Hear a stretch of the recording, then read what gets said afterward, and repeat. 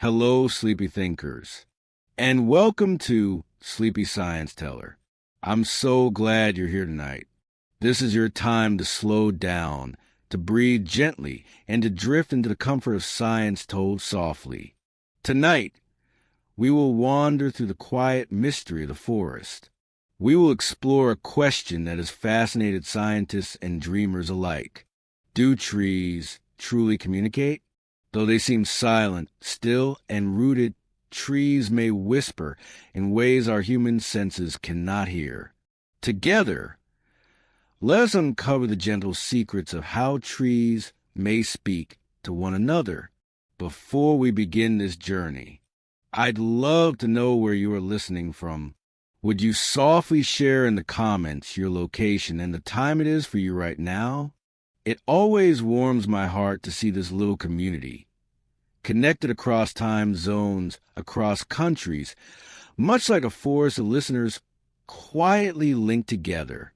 And if you enjoy these quiet explorations, please consider pressing the like button and gently subscribing so you'll never miss a chance to fall asleep with science.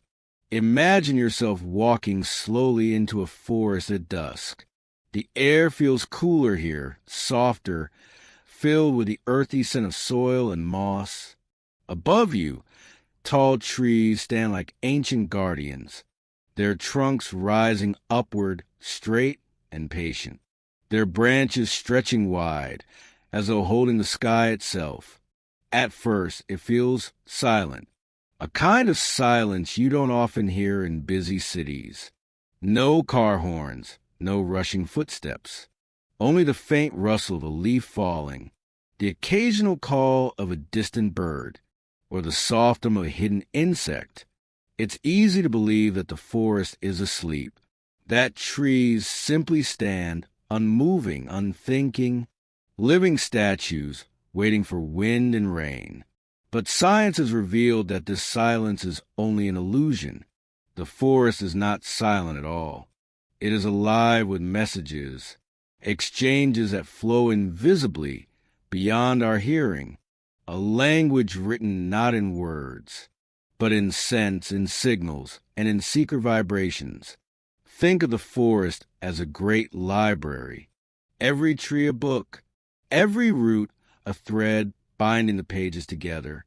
But unlike a library where people whisper in human voices, this library of trees whispers in ways more ancient, more delicate, and infinitely more patient. The silence, then, is not empty. It is full of things unseen, like letters drifting through the soil, like invisible ink carried by the breeze. For thousands of years, people stood among these trees, never suspecting their quiet conversations. We saw them as background, as scenery for our own lives. But slowly, through the lens of science, we began to hear the whispers hidden in the stillness. And so, when you next step into a forest, and it seems silent, remember it is not. It is speaking in its own way, patiently, gently, and always connected. Picture yourself lying back on soft forest ground, eyes half closed, watching sunlight filter down in golden beams. Each leaf catches the light differently, a shifting mosaic of green and gold. It seems calm, still, but under that calmness, a slow and steady rhythm pulses. Scientists once believed that trees were passive, simply standing, waiting for sun and rain. Yet in the last few decades, new discoveries have overturned that belief. The forest is busy when a tree stretches its roots deeper into the earth. It is not only drinking water, it may be reaching toward a neighbor's roots, brushing against them, exchanging tiny signals of recognition. When a breeze brushes through branches, and a tree bends ever so slightly, it sends minute vibrations through its wood and its leaves. Some scientists believe these vibrations can be felt by nearby plants. Tiny tremors in the language of the forest, Even the so-called silence of the night is filled with activity. Roots continue to grow in the dark. Sap rises slowly in the trunk, and chemicals drift unseen through the air. Whispered warnings, whispered reassurances. The quiet is not the absence of sound. It is a slower sound, a rhythm too patient for our hurried ears. If you could speed up time, you would hear branches creak like voices, roots stretching like murmured words, leaves unfurling with soft sighs. This illusion of silence is perhaps one of nature's greatest disguises. It teaches us patience, that not all communication is fast, loud, or obvious. Sometimes the deepest conversations are the ones carried out slowly in the background, over hours, days, or even centuries. And as you lie there, imagining the trees around you, it becomes easier to sense that they're not silent at all. They are simply speaking in their own time, a time so different from ours that it feels like quiet. Let me share with you a story about a researcher walking through an old-growth forest in Canada. Her name was Suzanne Samar, and while others saw trees as individuals, she began to notice patterns of connection. She discovered that beneath the forest floor, trees were passing carbon, nitrogen, and messages through a vast underground web. What looked like silence was in fact a living conversation. In one experiment, a tree shaded from sunlight was found to be receiving sugars from its neighbors. Sugars passed not through the air, but through the soil, through an invisible network. It was as though the forest had decided, this one must not fall.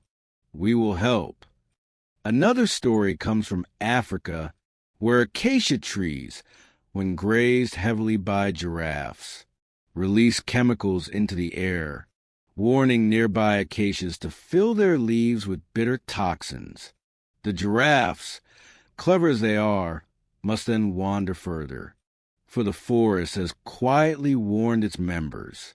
And in Germany, in ancient beech forests, scientists discovered that old trees would slow their own growth, so that young saplings in deep shade could have a chance at survival. What appears to us as silent trunks standing in stillness is, in reality, a society, cooperative, caring, and deeply connected. These stories remind us that silence can be deceiving. The forest may not speak with voices we recognize, but it speaks nonetheless, with patience, with kindness, with signals carried in roots and air. So, the next time you enter a forest, close your eyes, breathe in, feel the hush around you, and remember, you are not standing in silence. You are standing in the middle of a great, ancient conversation. Imagine standing in the middle of a forest once again. Your eyes see only what is above ground, the trunks, the branches, the leaves, but what you cannot see is often far more vast.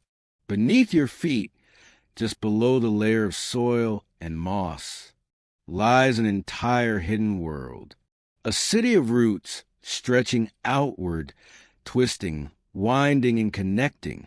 For every branch that reaches toward the sky, there is often a root stretching downward or outward, mirroring its form, yet unseen. Roots are more than anchors. They are explorers, reaching through soil in search of water, minerals, and stability. But as they grow, they often meet the roots of other trees. Sometimes they touch gently. Sometimes they fuse together. Sometimes they form long-lasting bonds where the tissue of one tree merges with the tissue of another. It is almost like the underground handshake of neighbors, a greeting, a joining, a recognition. For centuries, humans believed roots were simply selfish structures, working only for the individual tree. But as science has looked closer, with careful studies, with slow patience, it has revealed something surprising. Roots are not only tools for survival, they are bridges, they are messengers, they are threads in a tapestry that binds a forest into a single living network. If you close your eyes now and imagine the soil beneath you becoming transparent, you might see them stretching like rivers underground, touching, twining, and forming pathways of life. A secret world right beneath your feet. When one tree's roots connect to another's, something remarkable happens. A flow begins. Sugars created in the sunlight by one tree can move toward another tree that stands in shade. Water absorbed by a tree near a stream can flow toward a tree growing on drier ground. It is as though the forest has designed its own quiet redistribution, ensuring that no tree suffers alone. Sometimes scientists have found that entire groves of trees may share roots so thoroughly that what looks like many trees is in fact one organism, connected by a single vast root system. A famous example lies in Utah, a forest called Pando, the Trembling Giant. It is a grove of aspen trees, 47,000 stems above ground, but all connected below by one immense root network.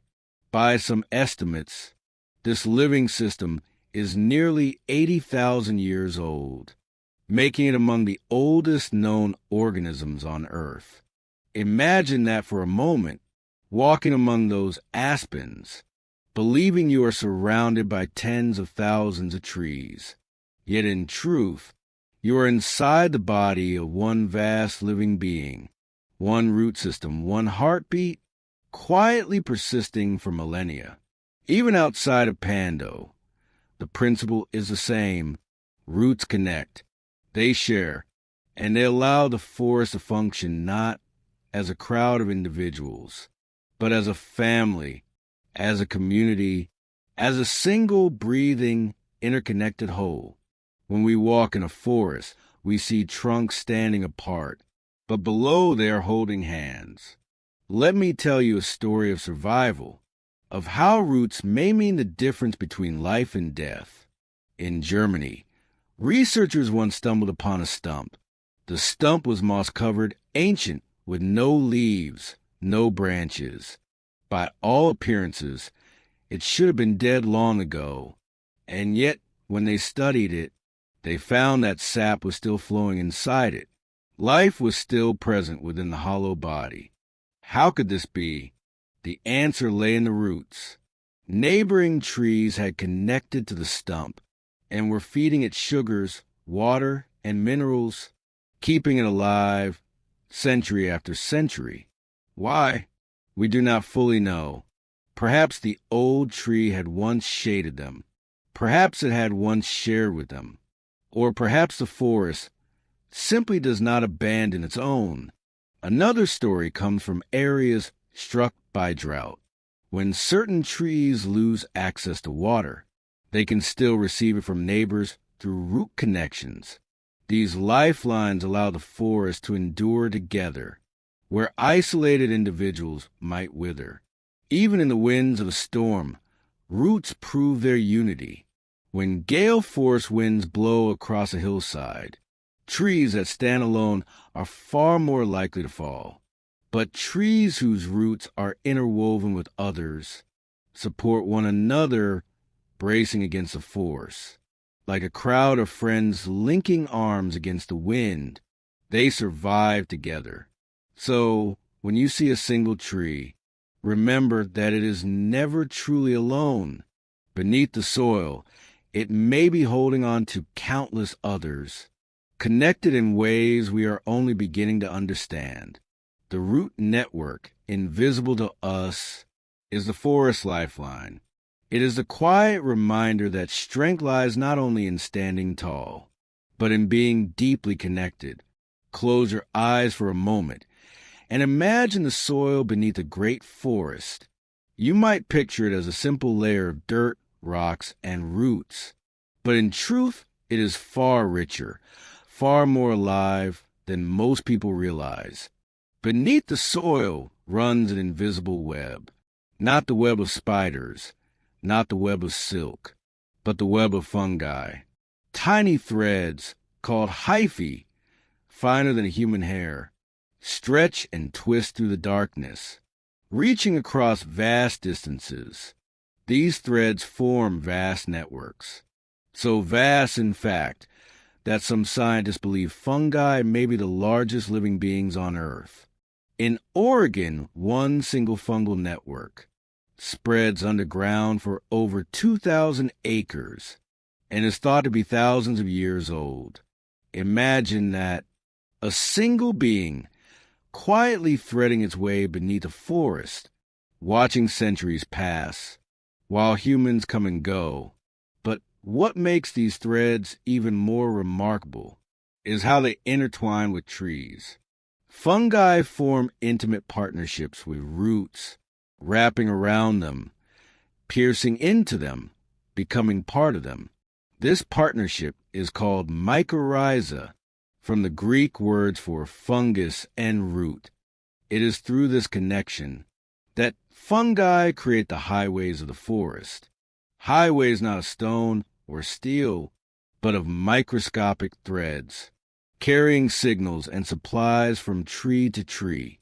The forest beneath us is crisscrossed with these fungal pathways, like invisible roads in a hidden city, always active, always alive, while we walk above, unaware.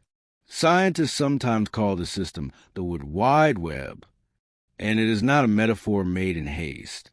For much like the internet connects humans across vast distances, fungal networks connect trees across entire forests. Picture this. A tall pine catches sunlight in abundance, its needles brimming with sugars from photosynthesis.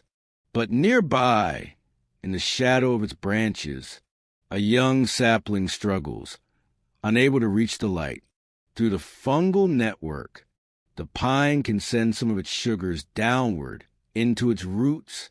The fungus accepts these sugars as food, and in return, carries some of them across its tiny threads, delivering them to the shaded sapling.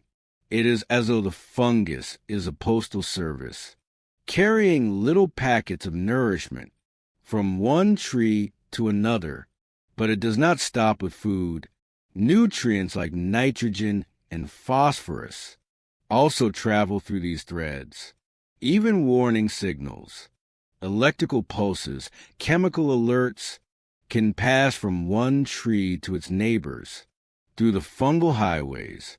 A tree under attack by pests may send out an alarm through this underground system. Nearby trees receiving the message can begin to prepare their defenses, producing chemicals to make their leaves less tasty, long before the pests even arrive.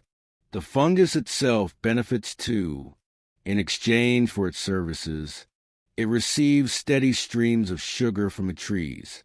This mutual aid has been at the heart of forests for hundreds of millions of years.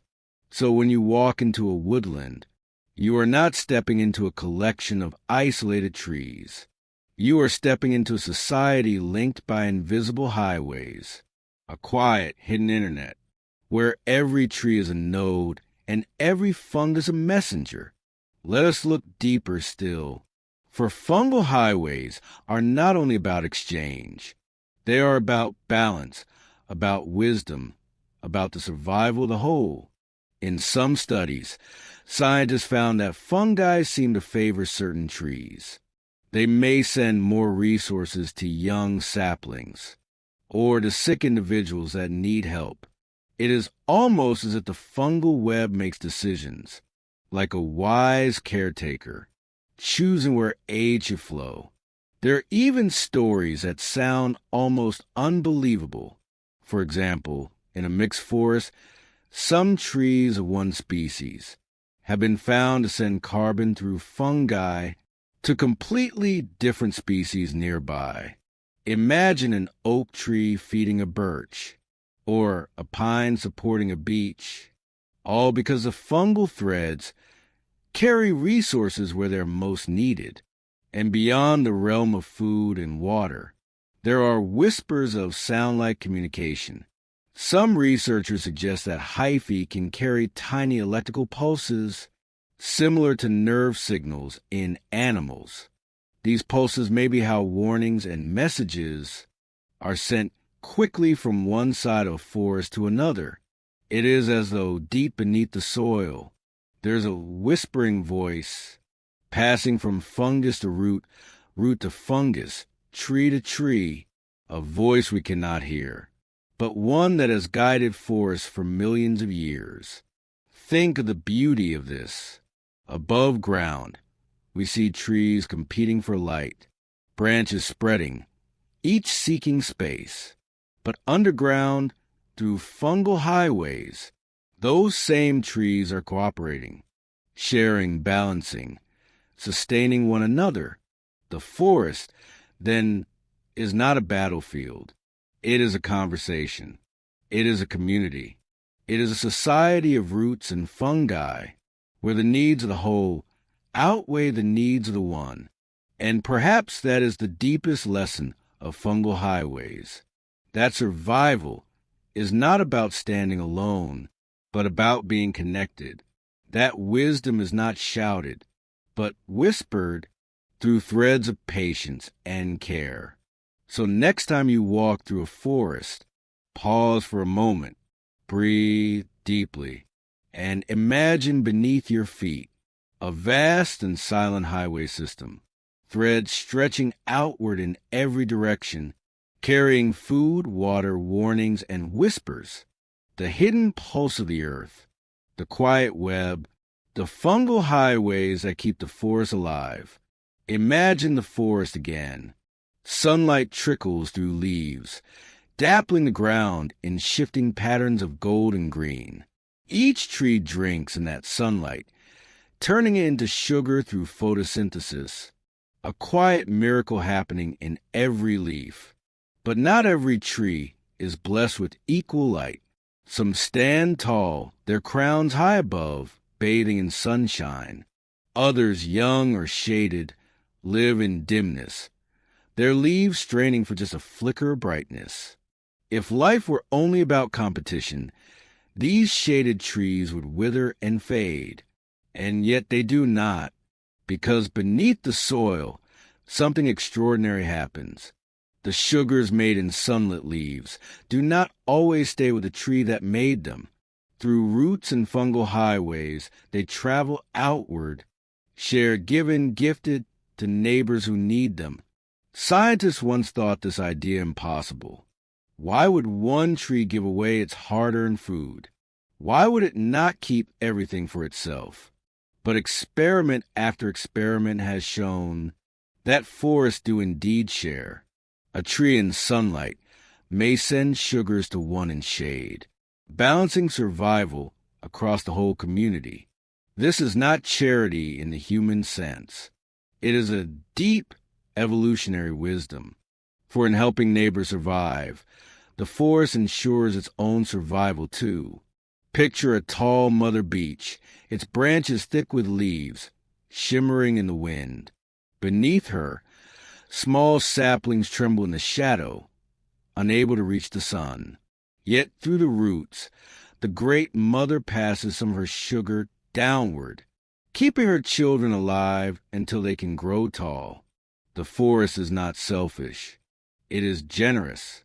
It gives so that life continues. To understand how trees share nutrients, scientists have traced their pathways with delicate experiments. In one study, researchers used a special form of carbon dioxide, tagged so it could be detected.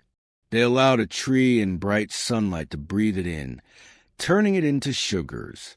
Later, they looked at the roots of shaded trees nearby, and there was the same carbon, the same sugars, now inside those neighbors.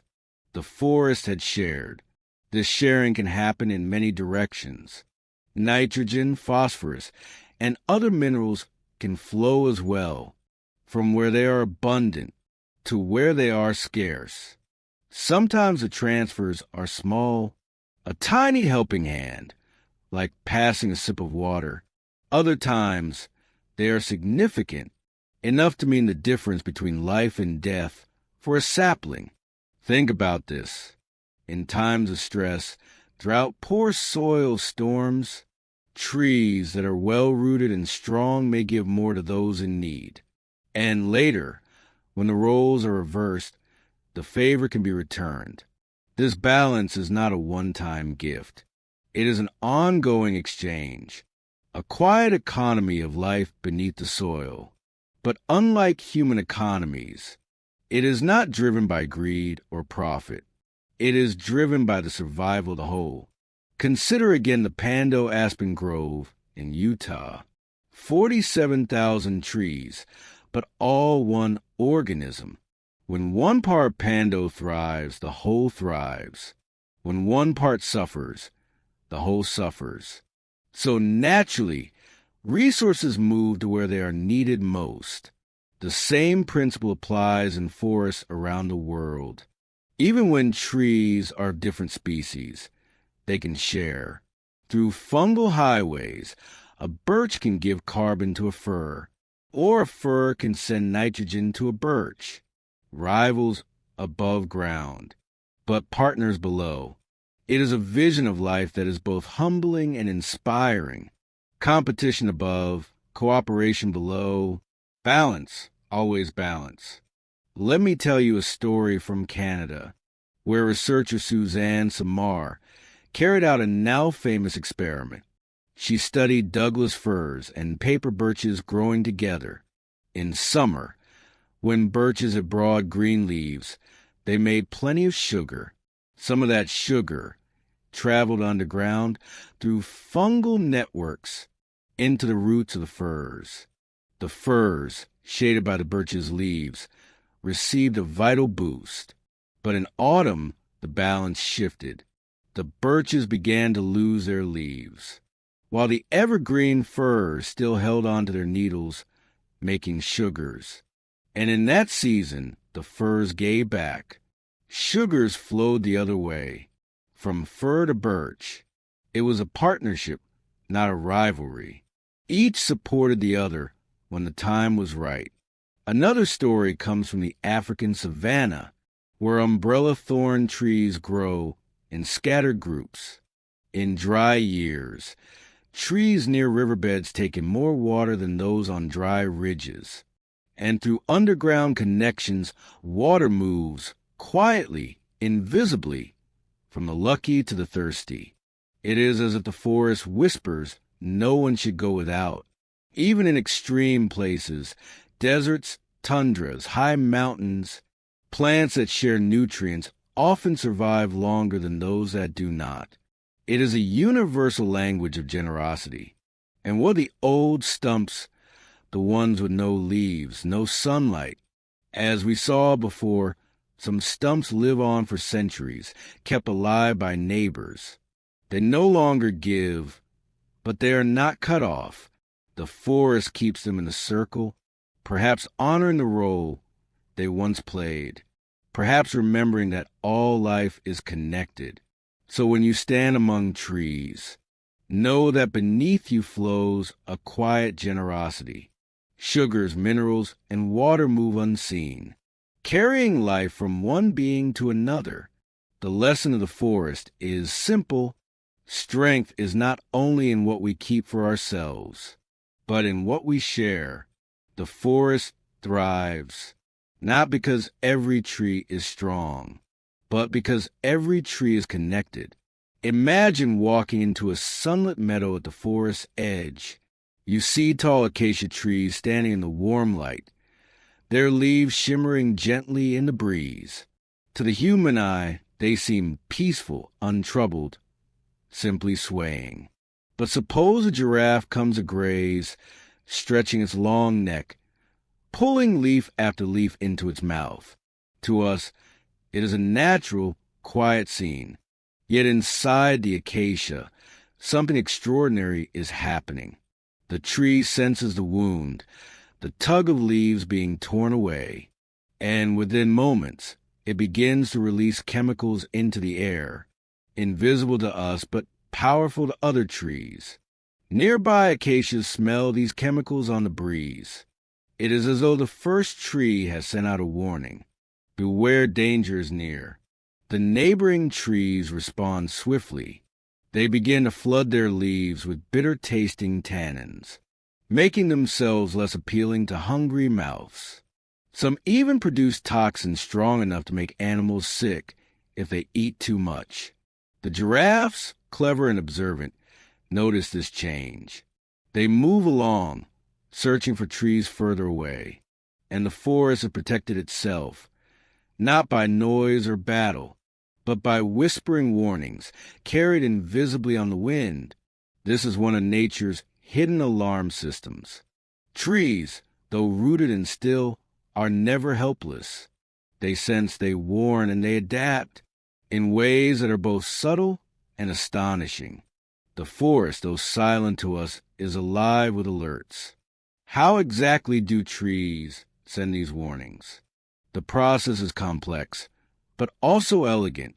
When leaves are damaged by insects, by grazing animals, by disease, the tree's cells release special chemicals known as volatile organic compounds. These compounds drift into the air, carried by even the slightest wind. Other trees nearby detect them through receptors in their own leaves and immediately begin to prepare their defenses. It is almost as if the air itself becomes a language, a flowing script of invisible letters, where every molecule is a word, a phrase, a warning. Scientists have tested this in carefully designed experiments. They place plants in sealed chambers, with airflow directed from one plant to another.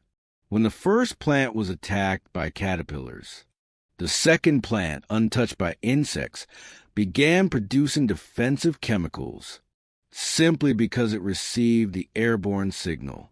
This shows us that communication between plants is not imagination. It is real, measurable, and deeply effective. But trees do not only warn through the air, they also warn through their underground networks. When one tree is wounded, it can send electrical signals down into its roots. Through fungal highways, those signals travel to neighbors, and the neighbors begin preparing for the same attack. Think of it as a fire alarm system in a building. One detector senses smoke, and soon alarms ring throughout the entire floor. No tree stands alone in the face of danger. Even more astonishing, some studies suggest that these signals can be species-specific. That is, a pine may send one kind of message, while an oak sends another. The forest is filled with overlapping languages, each tree fluent in the dialect of its neighbors. And yet, across all these languages, the meaning is the same. Be ready, danger is near. Let me share with you a story from the African savanna again. Researchers noticed that giraffes did not feed randomly on acacia trees. Instead, they would graze a tree, then walk some distance, often more than 100 meters, before feeding on another. Why? Because acacias downwind from a grazed tree quickly filled their leaves with bitter tannins.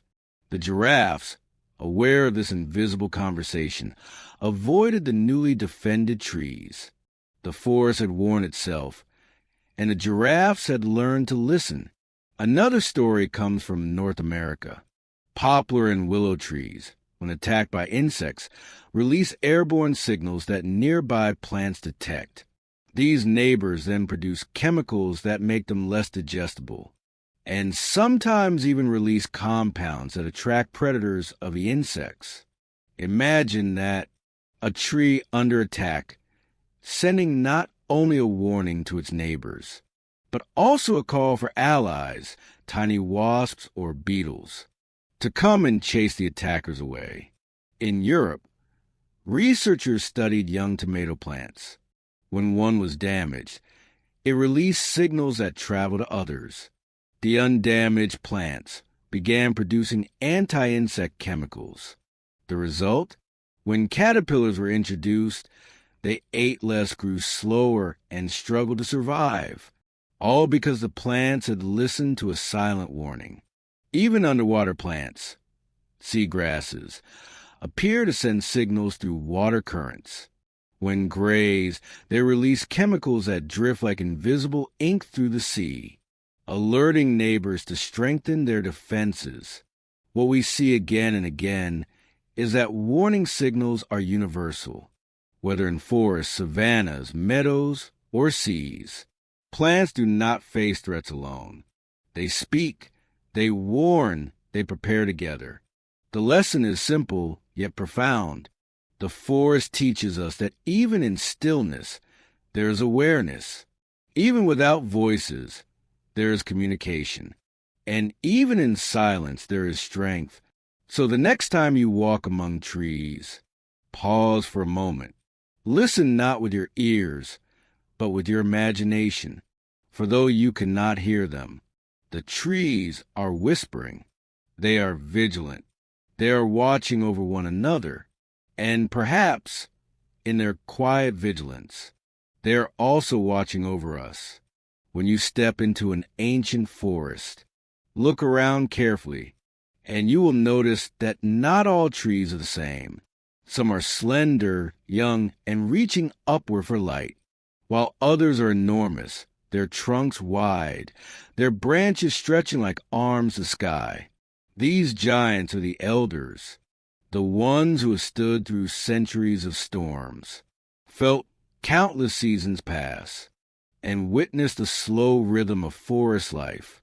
Scientists have come to call these giants mother trees. It is not just poetry, it is science. For these older, larger trees play a central role in caring for the forest around them. Mother trees send nutrients through their vast root networks, sharing food with smaller saplings that struggle to reach sunlight. They create shaded spaces where tender shoots can grow without burning in the sun. And through fungal highways, they pass along carbon, nitrogen, and other life-giving elements to those who need them most. The young trees that grow near a mother tree are more likely to survive. They are more resilient during droughts.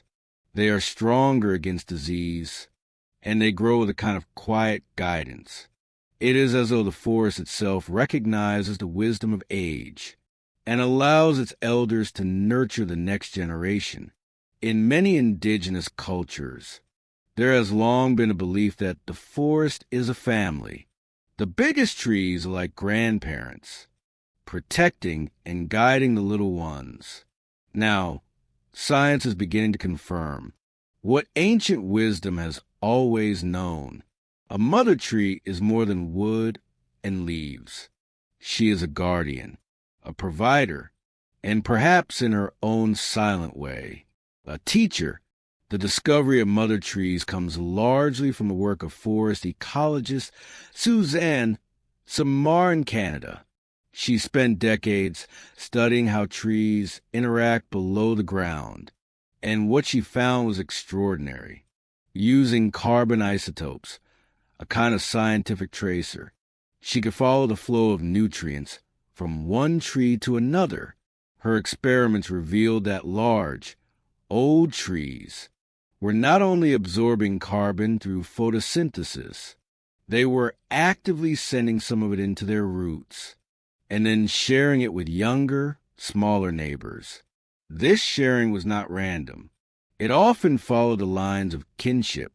Saplings grown from a mother tree's own seeds received more carbon and nutrients than strangers did.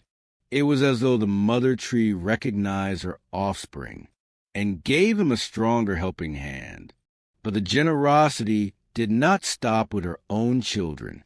Mother trees also supported weaker members of the forest, helping them to survive during difficult times.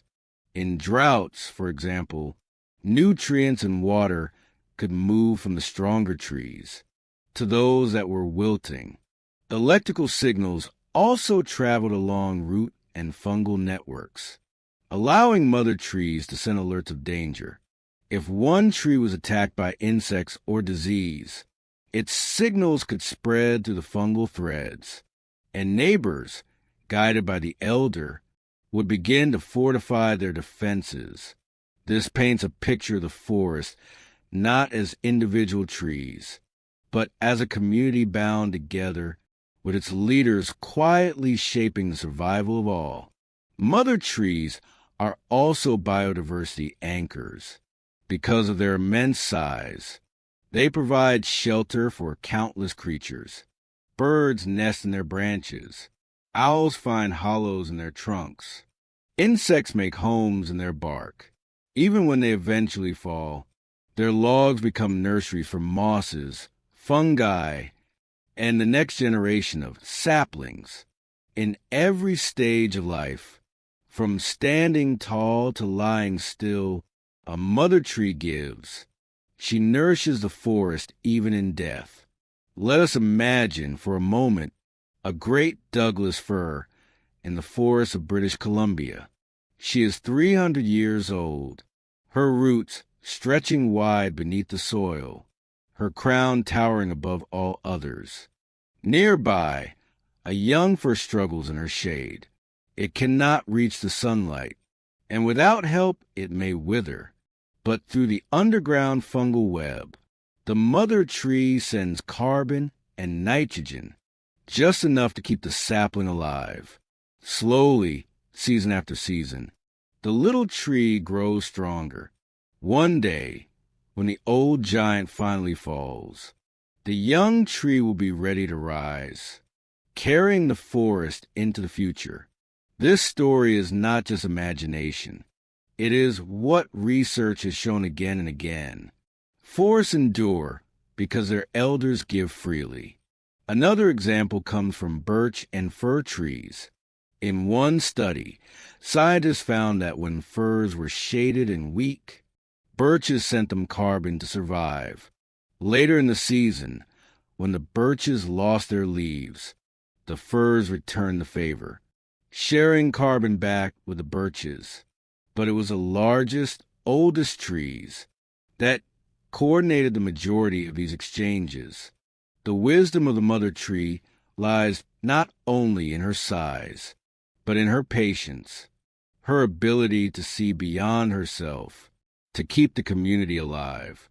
In ancient human stories, elders were the keepers of knowledge, passing down wisdom to the young. In the forest, mother trees are the same.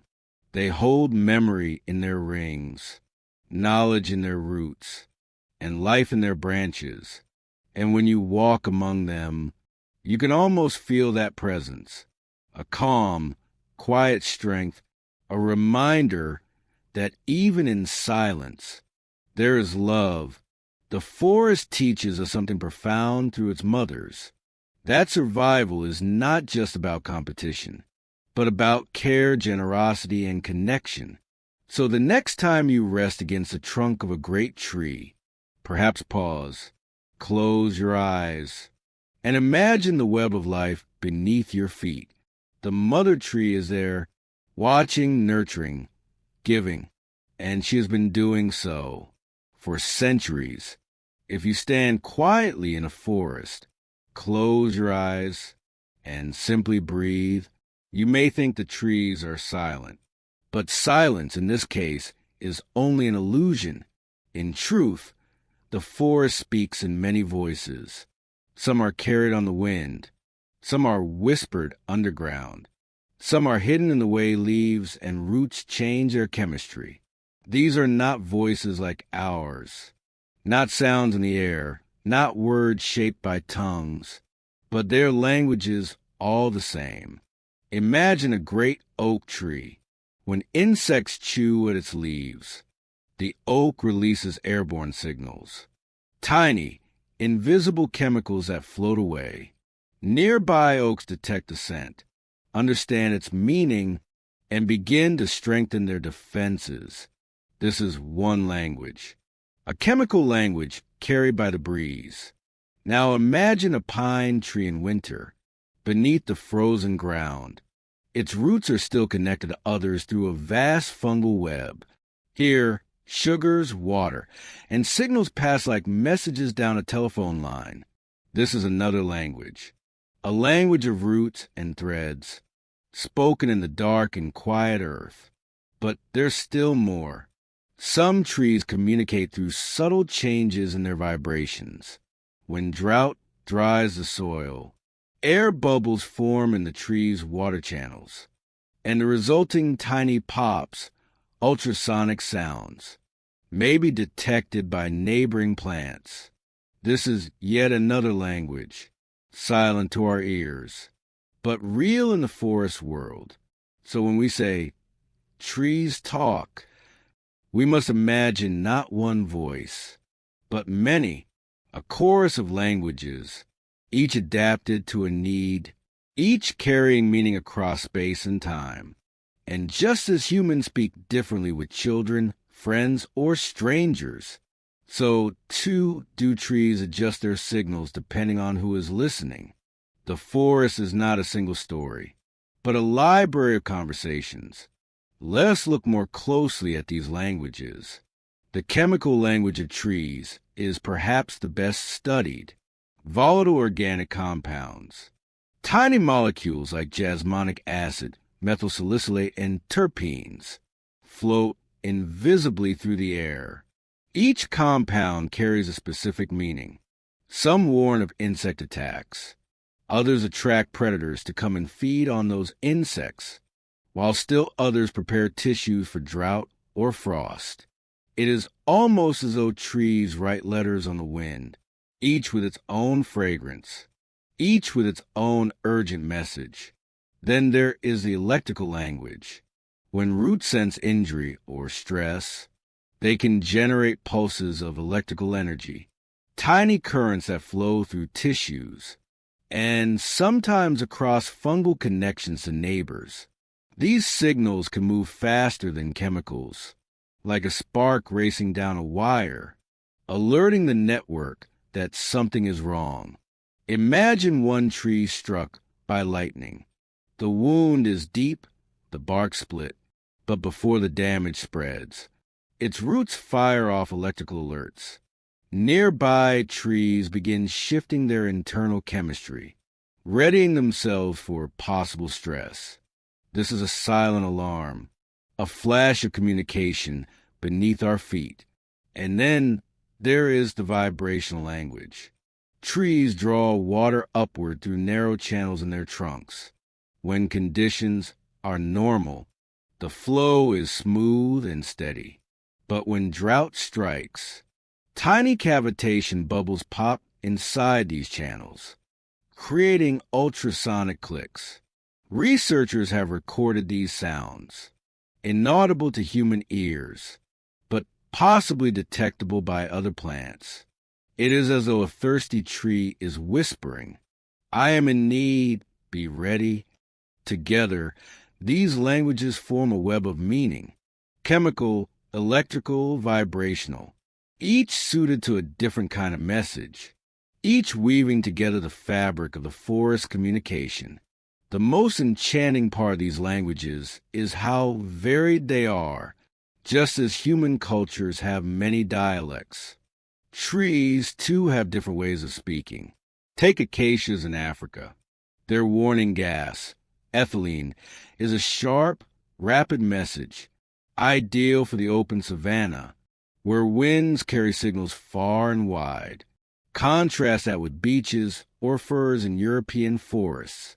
Their root-based exchanges, flowing through fungal threads, are slower but more precise, perfect for the dense woods where air signals might not travel far. And then there are cross-species conversations. Birches and firs, though different in kind, still exchange carbon and alerts underground. It is as though the forest hosts a multilingual community, where each tree has its own mother tongue, but also learns enough of others to share meaning. Scientists have even found that stress plants sometimes emit high-pitched clicks that other species respond to.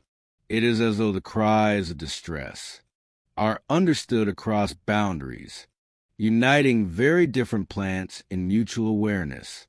Stories also tell us of plants reaching out to animals. Some trees release scents not to warn their own kind, but to attract predators that will defend them. The sweet smell of a damaged corn plant, for instance, draws wasps that hunt caterpillars. The language here is cross-kingdom, a tree speaking to an insect, using chemistry as a bridge. And perhaps most astonishing of all, humans have been part of these conversations for centuries, though we rarely realize it. When we breathe in the calming scent of pine, or feel uplifted by the aroma of eucalyptus, we are, in a way, receiving messages the trees send into the air. To them, these molecules may be signals of defense or stress.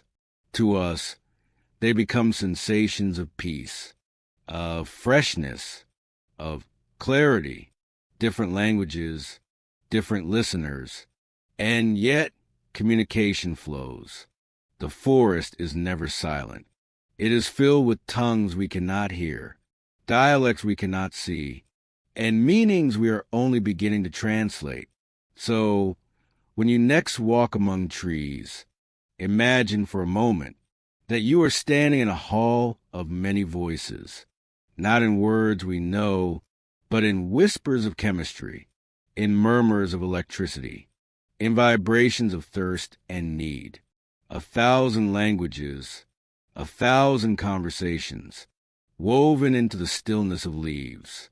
The forest is speaking, always speaking. The forest in spring is like a slow breath returning after a long slumber.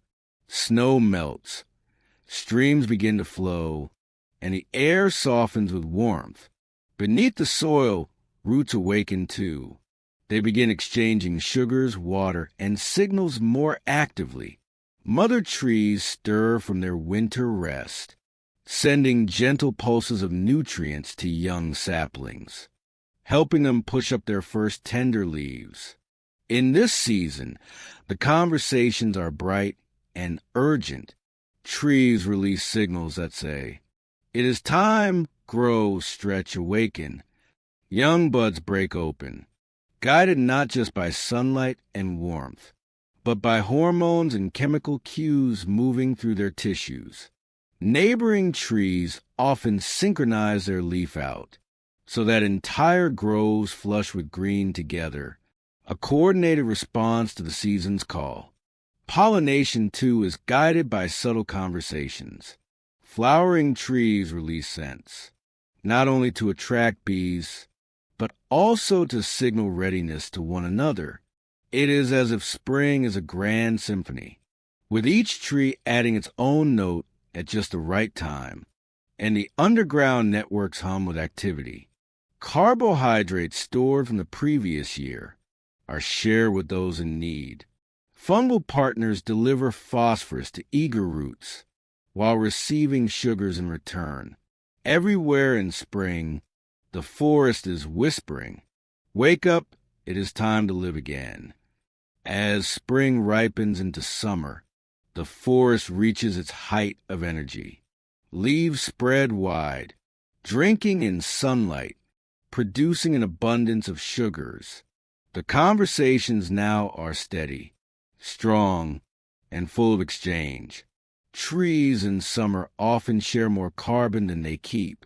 Mother trees pass extra sugars underground, supporting shaded saplings. Signals about pests and pathogens flow constantly, alerting neighbors to be on guard. The air becomes thick with volatile compounds. Pines release sharp resins that deter insects. Maples release sweet aromas when their leaves are chewed. The very fragrance of a summer forest, that deep green, slightly sweet, slightly resinous smell, is part of its language. To us, it feels calming. To the forest, It is communication in full bloom. Animals, too, are woven into these summer conversations. Fruit trees ripen their berries and apples, not only feeding birds and mammals, but signaling, "It is time, carry my seeds." The bright colors of fruit are visual messages, designed to be read by eyes, just as chemical scents are meant for noses. And during drought, summer conversations can shift to urgency. Trees under water stress click and pop with ultrasonic sounds, warning others of dry conditions. Some even adjust their leaf openings, their stomata, based on cues from neighbors. Summer is abundance, but also vigilance, a season of life at its peak, with voices rising in a chorus of activity. As days grow shorter, a change comes over the forest. Autumn begins. Now the messages turn from growth to preparation. Leaves begin to change color. But behind the beauty lies careful communication. Trees draw nutrients back from their leaves, storing them in roots and trunks. Signals pass through tissues, telling branches to harden, to prepare for frost. Even underground, fungal partners receive one last gift of sugars before the flow slows down. It is a season of generosity, a gentle farewell before the stillness of winter. Autumn conversations are also communal. Some trees shed leaves earlier than others, and the fallen litter nourishes the soil.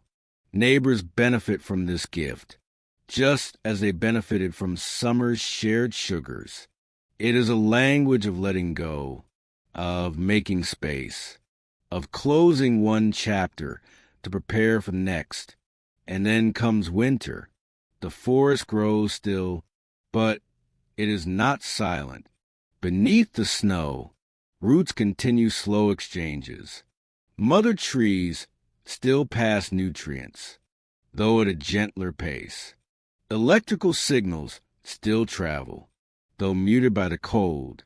It is as if the forest whispers in sleep, breathing slowly, dreaming quietly, waiting for spring's call once more. Even in dormancy, trees sense. They feel the lengthening nights, the deepening frost. And when the first hints of warmth return, they are ready to awaken again. The cycle repeats. A conversation without end. Spring's awakening, summer's abundance, autumn's retreat, winter's rest. Each season a voice, each voice part of the forest song. And as we listen to this eternal rhythm, we may hear something for ourselves too, a reminder that life has its own cycles, its own seasons of growth, fullness, letting go, and rest. The forest teaches, always, not in words, but in rhythms, not in speeches, but in seasons. In the green hush of a summer forest, you might notice a caterpillar nibbling at a leaf. It seems so small, so harmless, but to the tree, this tiny visitor is a signal, a trigger for a whole cascade of responses. The moment the leaf is pierced, the tree releases volatile chemicals into the air. Some of these compounds warn nearby trees. Prepare your defenses. Danger is here. But others are meant for ears, or rather, for noses, far different from a tree's own kind. Wasps, for example, are drawn to these scents. They follow the invisible trail through the air, seeking the very caterpillars that feed on the leaves. When they arrive, they lay their eggs inside the caterpillars, and the young wasps consume them from within. The tree has not only defended itself, it has recruited allies. This is not rare. Corn plants under attack do the same. Tomatoes, too. The plant kingdom speaks to insects in chemical words, and insects, in turn, respond with precision. Even pollinators are guided by these conversations. The sweet fragrance of a blooming apple tree is more than beauty, it is a signal. Bees read it as a call. Come, gather nectar, carry my pollen, and when one flower is pollinated, the scent may change, telling pollinators to move along to others still waiting. To insects, a forest is not silent. It is filled with invitations, warnings, and guidance. And trees, though rooted and still, shape the very survival of countless tiny lives. If we lift our eyes higher, to the branches above, we find birds, songbirds, woodpeckers, owls, each one influenced by the subtle ways trees communicate. When a tree produces a heavy crop of acorns or seeds, this is not random. It is a massed year, a coordinated decision across many trees of the same kind. In mass years, animals like jays, squirrels, and deer find an abundance of food. Populations rise, nesting success increases, and migrations may shift. But in years that follow, trees produce fewer seeds, and animal numbers adjust again. This rhythm, set by the tree's collective choices, directly shapes the lives of animals across entire landscapes. Birds also respond to chemical signals. Some species, like the great tit in Europe, hunt caterpillars more effectively. When trees release certain distress scents, the scent acts almost like a map, guiding birds to branches where insects hide. The tree benefits from fewer pests. The bird benefits from an easy meal. Mammals, too, are part of these stories. Giraffes, as we learned earlier, move carefully between acacias, avoiding those that have been worn by neighbors. Deer shift their feeding based on tannin levels, which rise after trees share alerts. Even elephants, with their deep awareness, seem to recognize when a stand of trees is signaling stress. And let us not forget bats. Some trees release night-blooming scents that specifically attract bats, who feed on nectar and carry pollen across great distances. The conversation here unfolds under starlight, a dialogue between rooted trees and winged mammals, bridging two very different worlds. Beyond food and scent, the very structure of tree communication shapes entire animal communities. Mother trees, with their wide canopies, provide nesting grounds for birds. Their fallen logs shelter salamanders. Their bark houses beetles and ants. By supporting young saplings through underground networks, they ensure that diverse habitats continue to grow, which in turn supports diverse animal life. Even fallen leaves, guided by seasonal conversations, become homes for countless creatures. Insects burrow, spiders hide, frogs seek moisture beneath the damp layers. The animal's survival depends on these cycles, these messages that guide when trees let go their leaves. Some of the most remarkable stories involve cross-species cooperation. Take the Clark's nutcracker, a bird of the American West. Each autumn, it gathers tens of thousands of pine seeds, burying them across the forest floor. Not all are eaten. Many sprout into new trees. The pine tree communicates its readiness to spread by producing rich, nourishing seeds, and the bird answers, becoming both messenger and planter.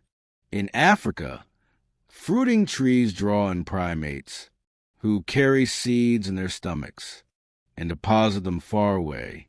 In the Amazon, bats carry figs across the night sky, seeding forests anew.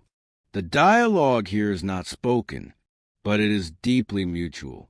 Trees provide nourishment. Animals provide movement. Together, they weave the endless cycle of renewal. When we look at this wider picture, we see that animal lives are not separate from tree communication. They're entwined with it. The warnings, the gifts, the cycles of abundance and retreat, all ripple outward, guiding migrations, diets, behaviors, and survival.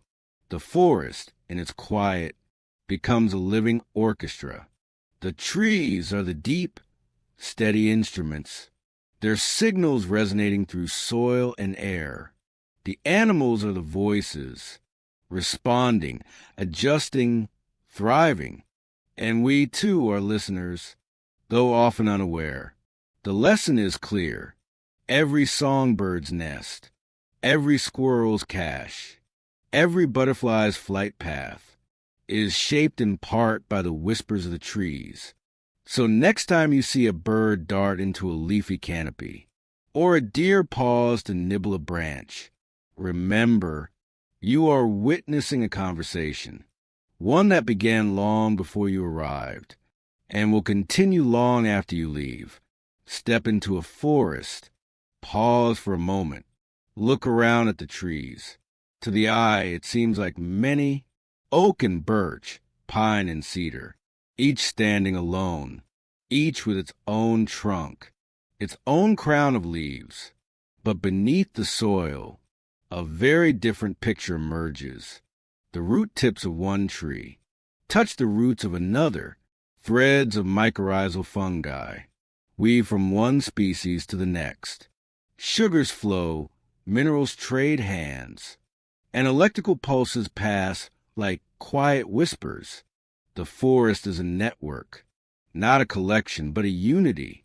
Scientists call this a wide web, but to stand within it, to sense the air, you might call it something softer, a heartbeat, a breath that rises and falls. When one tree struggles, others help. When one tree flourishes, it shares. No, being in the forest truly stand alone. Every root is a thread in the tapestry of the whole. It is a reminder that life is not separate parts, but a woven fabric, and we, who so often see only individuals, are invited to look deeper, to see the unity that hums quietly beneath. Imagine for a moment that the forest is a single organism. Its trees are like the organs, each with a role to play. The roots are like arteries and veins, carrying water and nutrients. The fungal networks are like nerves, sending signals across distance. The canopy is like skin, breathing in carbon dioxide, releasing oxygen back into the air. Even its seasons feel like a pulse. Spring is the inhale, leaves unfurling, sap rising. Summer is the steady heartbeat, full of growth and abundance. Autumn is the exhale, leaves falling, energy retreating to the roots. Winter is the stillness, the pause between breaths. And just as in a body, health depends on balance.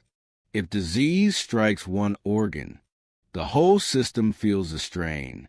If nutrients are short, the entire body slows. But when all parts work together, the forest thrives. Indigenous cultures have long spoken of this. To them, the forest was not resources to be taken, but kin, a living relative. Every bird's song, every stream's murmur, every tree's shade was part of the same being. Modern science, in its own language, is finding the same truth, that forests are cooperative, self-regulating, interdependent, that their unity is not metaphor, but measurable, visible in data, confirmed by experiment. To walk among the trunks, then, is like walking inside a living body. Each breath you take, interwoven with the breath of the trees. Now, let us widen the circle. We are part of this unity too. Every breath we take fills with oxygen that trees release. Every exhale we give is carbon dioxide that trees require, a perfect exchange, a conversation older than humanity itself. When we burn wood for warmth or build homes from timber, the forest shelters us. When we wander its paths, listening to birdsong, breathing the earthy scent of moss, the forest heals us, and we in turn hold power over its fate. We can cut too quickly, burn too fiercely, and break the bonds that hold it together. Or we can nurture, protect, and allow the ancient unity to endure. When we care for forests, we are not caring for others. We are caring for part of ourselves. For without forests, the air would thin, the waters would dry, the climate would lose balance, the great body of the earth would weaken. But when we let forests live, they remind us what wholeness looks like. They show us a community where nothing stands alone, where strength is found in sharing, and survival is written in cooperation. So tonight, as you close your eyes, imagine yourself not as separate, but as part of this greater unity. A leaf upon a branch, a root in the soil, a note in the forest's vast and gentle song. The trees speak to one another, the animals answer, the streams carry the echoes, and you are part of that conversation too. And with that, dear listener, we softly reach the end of our journey. We began with silence, with the mystery of trees whispering through roots and fungi. We wandered through warning signals, mother trees, the languages of scent and season, and the ways animals join in the chorus. And now we see it whole, a forest not as many, but as one. May this understanding bring you peace. May it soothe your mind and soften your dreams. Good night, gentle soul. Goodbye for now, and may the forest sing to you, even in your sleep.